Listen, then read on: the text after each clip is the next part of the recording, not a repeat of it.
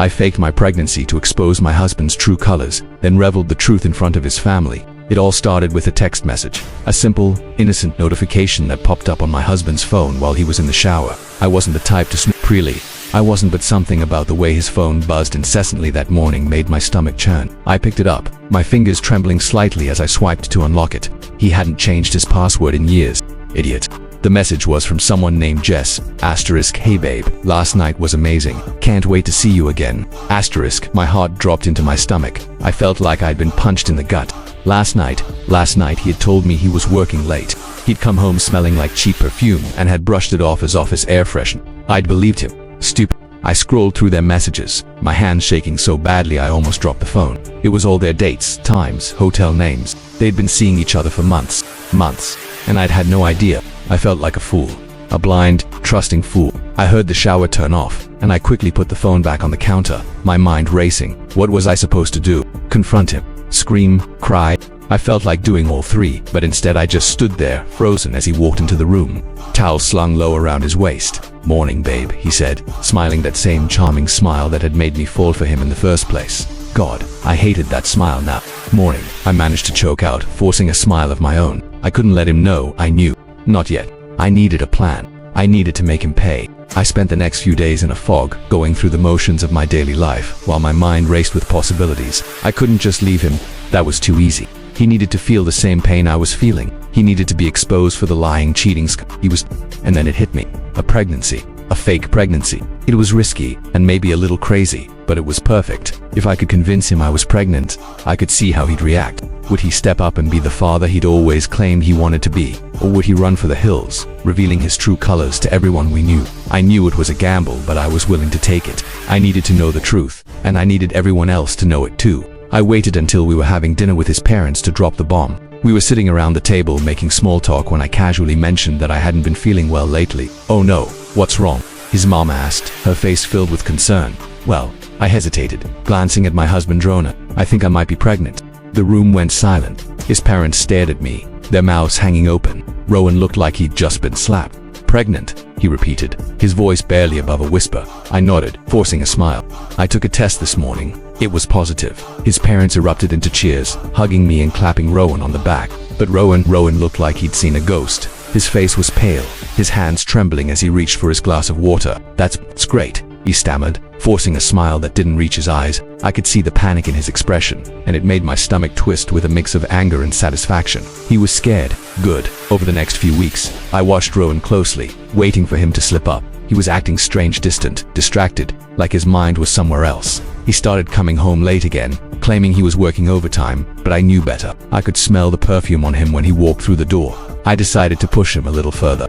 I started talking about baby names, about decorating the nursery, about how excited I was to start this new chapter of our lives. Every time I brought it up, he'd tense up, his smile tightened forced. We should start looking at cribs, I said one night as we were getting ready for bed. Cribs, he repeated, his voice strained. Yeah, you know, for the baby, I said, raising an eyebrow. Unless you're not excited about this. No, of course I am, he said quickly, but I could see the panic in his eyes. It's a lot to take in, you know. I nodded, pretending to understand. I get it. It's a big change. But we'll figure it out together, right? Right, he said. But he wouldn't meet my eyes. I knew it was only a matter of time before he cracked. And then, one night, it happened. We were sitting on the couch, watching TV, when he suddenly turned to me, his face serious. We need to talk, he said, his voice low. About what? I asked, feigning innocence. He took a deep breath, running a hand through his hair. About the baby. I don't think I'm ready for this. I felt a surge of anger, but I kept my face calm. What do you mean? I'm not sure I want to be a father, he said, his voice trembling. I'm not sure I'm cut out for it. I stared at him, my heart pounding in my chest. This was it. This was the moment I'd been waiting for. So what are you saying? I asked, my voice cold. He looked down at his hands, unable to meet my eyes, when saying, maybe we should consider other options. Other options, I repeated, my voice rising. You mean like an abortion? He flinched at the word, but he didn't deny it. I don't think I can do this. I felt tears prick at the corners of my eyes, but I refused to let them fall. You're a coward, I spat, my voice shaking with anger. You're a selfish, cowardly bastard. He looked up at me, his eyes wide with shock. I'm sorry, he whispered. I can't. I stood up, my hands clenched into fists at my sides. You don't get to walk away from this, I said, my voice low and dangerous. You don't get to just decide you're not ready and leave me to deal with it alone. He opened his mouth to respond, but I cut him off. You're going to be a father, Rowan, whether you like it or not. I waited until we were at his parents' house again to drop the final bomb. We were all sitting around the table, just like before, when I casually mentioned that I had some news. What is it, dear? His mom asked, her face filled with excitement. I took a deep breath, glancing at Rowan. I'm not actually pregnant. The room went silent. Rowan's parents stared at me, their faces filled with confusion. Rowan looked like he'd just been punched in the gut. What do you mean? His dad asked, his voice hesitant. I mean, I faked the pregnancy, I said, my voice steady. I wanted to see how Rowan would react. Rowan's face turned red with anger. You lied, he sputtered. I lied, I repeated, my voice rising. You've been cheating on me for months, Rowan. Don't you dare act like you're the victim here. His parents' eyes widened in shock. Cheating, his mom repeated, her voice trembling. I nodded, pulling out my phone and showing them the messages I'd saved. See for yourself. They read through the messages, their faces growing more and more horrified with each one. When they were done, they turned to Rowan, their eyes filled with disappointment. Is this true? His dad asked, his voice low and dangerous. Rowan opened his mouth to respond, but no words came out. He just sat there, his face pale, his hands trembling. I'm sorry, he finally whispered, his voice barely above a whisper. You're sorry, I repeated, my voice shaking with anger. You're sorry. You've been lying to me, cheating on me, and now you're sorry. He looked down at his hands, unable to meet my eyes. I didn't mean for any of this to happen, he said, his voice trembling. Well, it did, I spat. And now everyone knows the kind of person you really are. The fallout was immediate. Rowan's parents were furious with him, and they made it clear that they were on my side. They offered to help me with whatever I needed, whether it was finding a lawyer or just someone to talk to. Rowan, on the other hand, was a mess. He tried to apologize, to explain himself, but I wasn't having it. I'd seen his true colors, and there was no going back. We separated soon after that. I filed for divorce and he didn't fight me on it.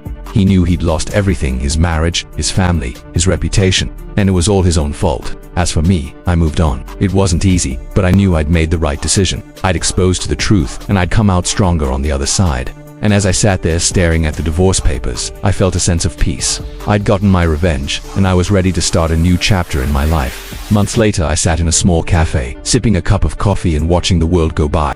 I'd finally put the ordeal behind me, and I was starting to feel like myself again. As I sat there, I thought about everything that had happened, the lies, the betrayal, the revenge. It had been a difficult and painful journey, but it had also been a transformative one. I'd learned that I was stronger than I'd ever thought possible. I'd faced my fears head on and come out on top. And as I finished my coffee and stood to leave, I felt a sense of peace. I'd taken back control of my life, and I was ready to move forward. I knew that there would be challenges ahead, but I also knew that I had the strength to face them. And as I walked out into the sunlight, I smiled. I'd gotten my revenge, and I was ready to start a new chapter in my life.